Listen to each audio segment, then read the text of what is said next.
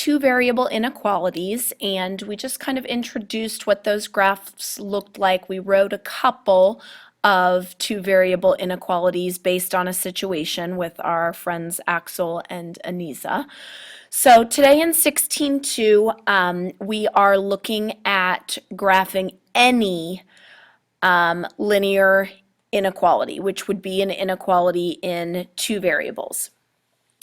So some of the problems that are in here are the exact same ones that are in the Springboard book. I just wanted the directions to look a little bit different than what they had in Springboard, and it was just too much change to stick with it. So that's why we're looking at this today instead of the book, but you can always look at the book as an extra resource if you would like. So up at the top, I've written out your steps anytime you are graphing a linear inequality. So number one is essentially gathering your information to graph the boundary line. So we've already talked about and reviewed how to graph lines 3 different ways. So I put those in the bullet points here. So we can find the y-intercept and slope if we plan to use rise over run. So that would be if the inequality is in slope-intercept form or can easily be put in that form. And remember also that your scale needs to line up with the slope. So on real life problems, you know, if you're counting by 50s and your slope is 80, that probably won't work out really well. Other options are to make a t-chart, so pick values for x, plug them in to find y, and then plot all the ordered pairs. And then finding both intercepts. So we find an x-intercept by plugging in 0 for y and then solving. We find y-intercepts by plugging in 0 for x and then solving. I put a little star here. Don't forget that vertical and horizontal lines are special. You do not have to use one of these 3 choices to graph them. You should just be able to look at it and graph it. So remember that x-only lines are vertical. So if it only has an x, no y's, that's a vertical line, and you can just draw it, whatever number it says. Y-only lines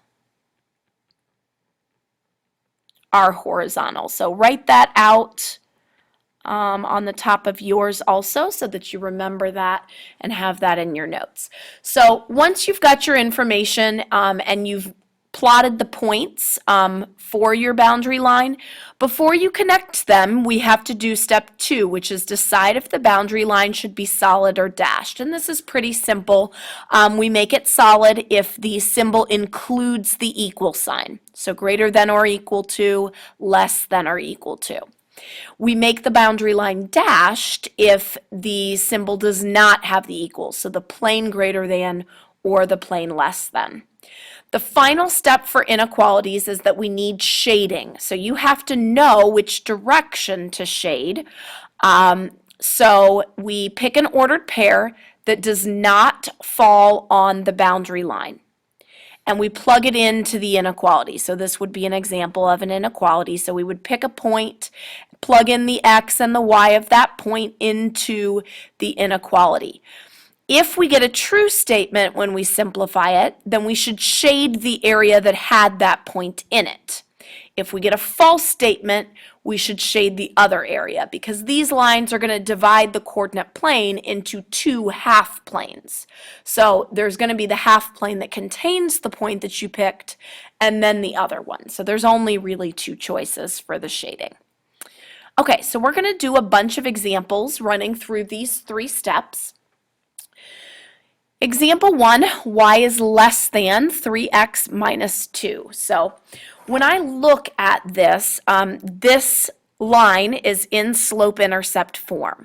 So that means that of my 3 options, that plotting the y-intercept and using rise and run is going to be the easiest way to plot this, because I can look at the equation, since it's in slope-intercept form, and say, oh, b is negative 2, m is 3, which means, written as rise over run, that's 3 over 1. So I'm going to plot my y-intercept at negative 2, and then I'm going to use rise over run. So this means go up 3 and right 1. So up 3, right 1. Up 3, right 1. Up 3, right 1. Now remember that you can also go down 3, left 1, because that also produces a positive slope where it rises to the right. So down 3, left 1, down 3, left 1. So now I've got my dots going all the way across the coordinate plane. So then we look at step 2. Step 2 says we need to decide whether to make this boundary line dashed or solid when I connect it. So because this is a plane less than, that means it's going to be dashed. So I'm just going to kind of fill in a dashed line in between my little dots here. And then put arrows on the end. And then final step is to decide which way to shade. So I almost always pick the point 0, 0. The only time we can't pick it is if it actually falls on the line.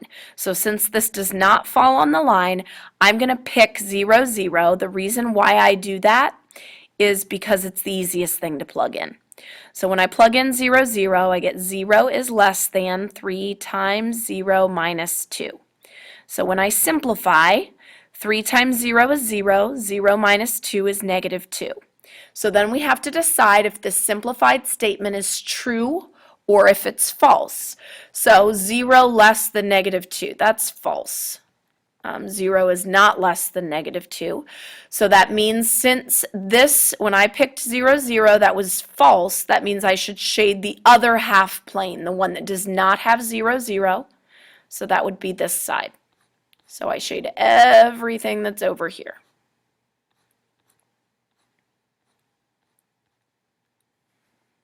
And we're done. So now we're going to look at B.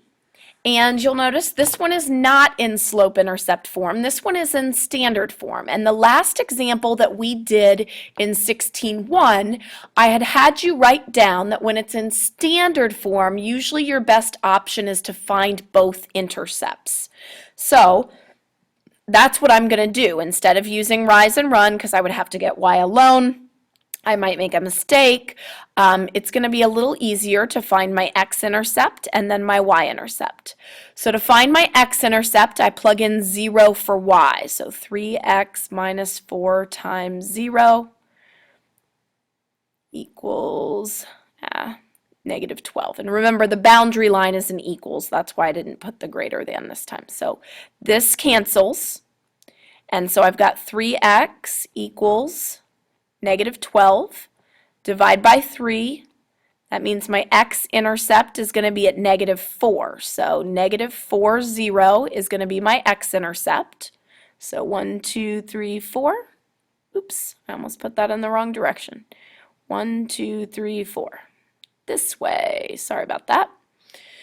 So then that's my x-intercept.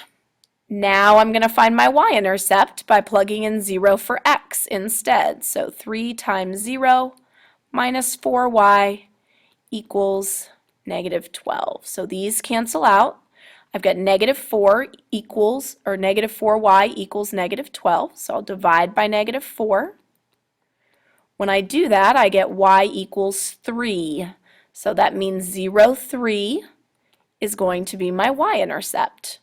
So 1, 2, 3, there's my y-intercept. And now I've got 2 points with which I can connect the dots. Remember, before I do that, I have to decide if it should be solid or dashed. So since this has the equals, I'm going to connect them with a solid line. And I'm sure yours will look better because you can use a straight edge and it's flat. So it's not too wobbly. So there's our boundary line.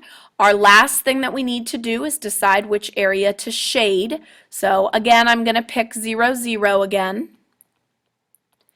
And that would give me 3 times 0 minus 4 times 0 is greater than or equal to negative 12. So 3 times 0 is 0, 4 times 0 is also 0. So is 0 greater than or equal to negative 12? Yes, it is. It's bigger.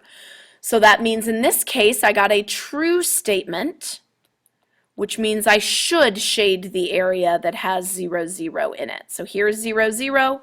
So I should shade this half plane, so the part that's under. All right, next one. This one is an x-only equation, which means that if you look at what we wrote above, that this is a vertical line. So vertical line where x is 2. So here's where x is 2. I need to draw a vertical line. Before I draw it, I need to look at my symbol. This is a plain less than, which means it should be a dashed vertical line.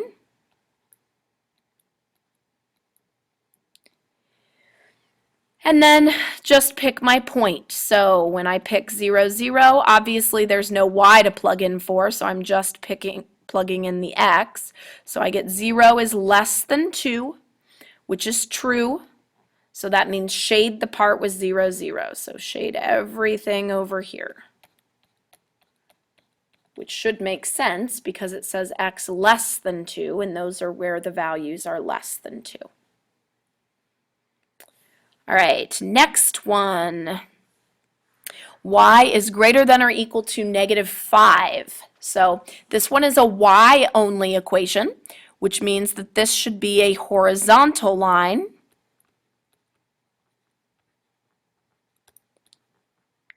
Where y is negative 5. So I go to where y is negative 5, down 1, 2, 3, 4, 5, and I make my dot. I know I'm going to draw a horizontal line there. I look at the symbol and decide that this one should be solid. Trying to connect it straight. There we go. So I've got my boundary line. Now I just need to decide which way to shade. So again, I'm going to pick 0, 0, which gives me 0 is greater than or equal to negative 5. 0 is greater than or equal to negative 5. So I'm going to shade the area that 0, 0 was in, which is above in this case. All right, last one. The way that this one is set up, it's not in slope-intercept form. Now again, if you want to change it to slope-intercept form, you are perfectly able to do that. But I might make a T-chart for this one.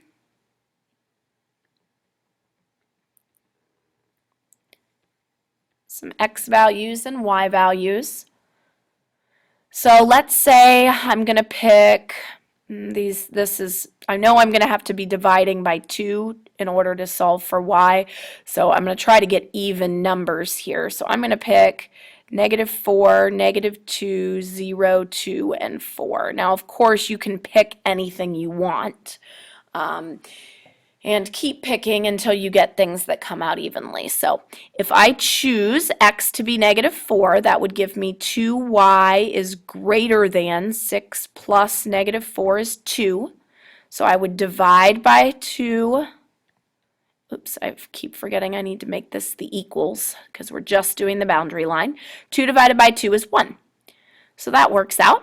So next one, when I plug in negative 2, 6 plus negative 2 is 4. So I get 2y equals 4. I divide by 2. That gives me 2. When I put in 0, I get 2y equals 6, which means y is 3. When I put in 2, I get 2y equals 8, so 4. Hopefully you're noticing a pattern here. And then when I put in 4, I get 2y equals 10, which gives me y is 5. So remember that these represent ordered pairs here. So I can go left 4, up 1, left 2, up 2, 0, 1, 2, 3, 2, 4, and 4, 5. I look at my symbol. I see that it's a plane greater than, which means I should connect this with a dashed line.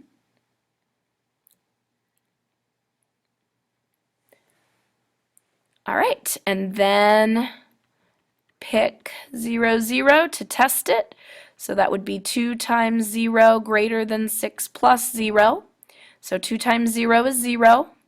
6 plus 0 is 6. Is 0 greater than 6? No, 0 is not bigger than 6, so I should not shade the area with 0, 0, and I should shade the opposite area instead. All right, so we've done an awful lot of examples here of just the plain, no real life situation, just straight algebra, and we've reviewed all 3 types of graphing. Now again, it's your choice. If you want to put them all into slope-intercept form and use rise and run every time, you are allowed to do that. If you want to make a t-chart every time, you are allowed to do that. So we've kind of illustrated and reviewed all 3 ways here. All right, now we're going to rejoin our friends Axel and Anisa for a moment. So it says the graph below shows another plan that Axel and Anisa considered for their data storage. The x-axis represents the number of terabytes of data that could be uploaded from photos each month. The y-axis represents the number of terabytes of data that could be uploaded from text files each month. So part A says identify the x-intercept and the y-intercept. What do they represent in this context? So I'd like for you to work in your tables here real quick because I've done enough talking. So take a minute or 2 to discuss with your group. This should not take long. So look at the graph, write down what the x-intercept and the y-intercept are, and then tell what each of them represent in this context. So just pause the video for a second until you've had a chance to do that.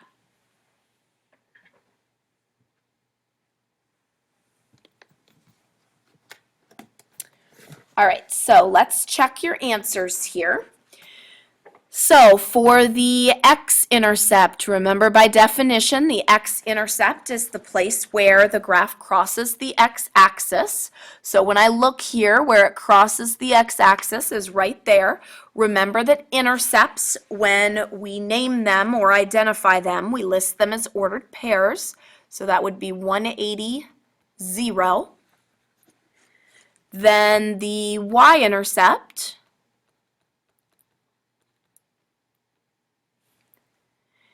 is the place where it crosses the y-axis, also written as an ordered pair. So that would be 0, 360. Now, when we are talking about what they represent, remember it's both coordinates really get talked about. So since this x-axis is representing terabytes of photos, you can see that that would be 180, but that's when text files are 0. So if no text files are uploaded, 180 terabytes of photos can be uploaded.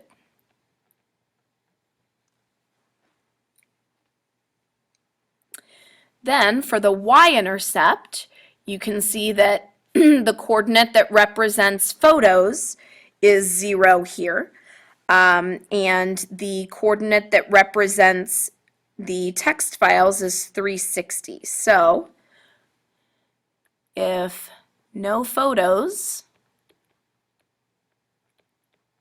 are uploaded,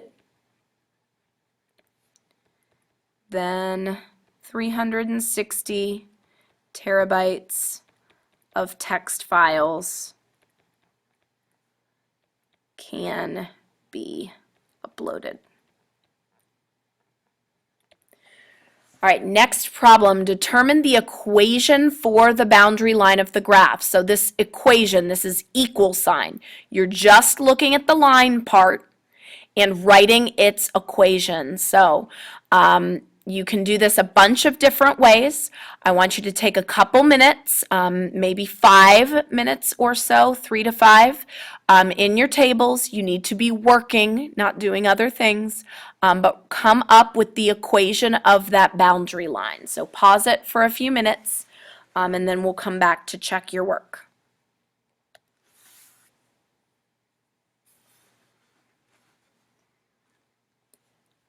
All right, lots of ways that you could have written the equation of the line.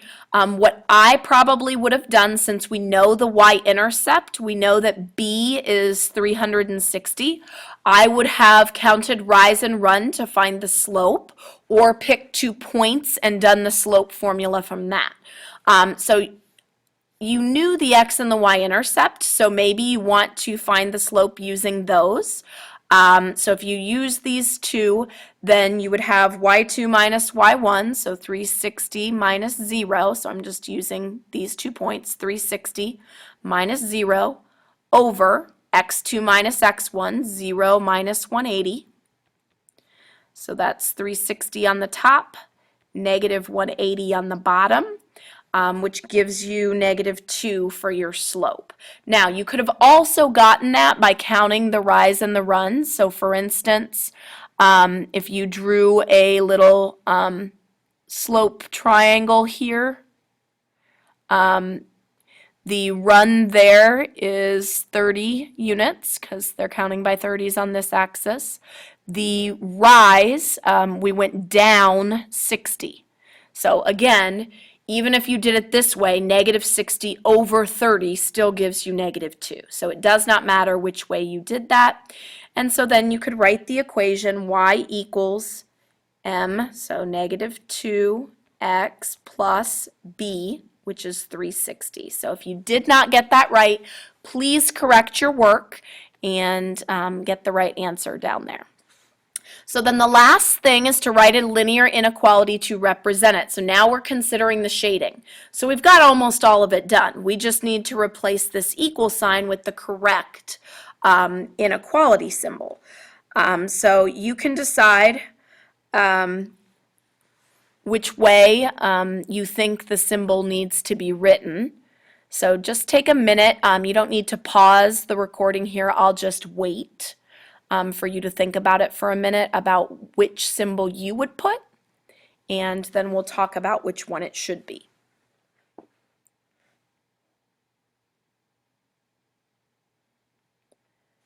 All right, so the correct answer would be y is less than or equal to -2x plus 360. The reason why it should be less than or equal to, the boundary line is solid, so that means the equals should go with it. It's less than because if we were to pick 0, 0 and plug it in, 0 is less than 360, so we know we should be shading below the line. Now, if we wrote this in standard form, so moved the 2x over, 2x plus y is less than or equal to 360, this format might be a little easier to describe the plan in words because what this shows is that the number of photos has a 2 attached to it, which means that they can only upload half as many photo terabytes as they can text files. So describing the plan in words, I would say the plan allows Axel and Aniza to upload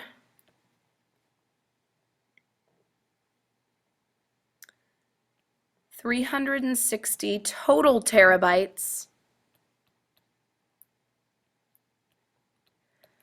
but no more than 180 terabytes of photos.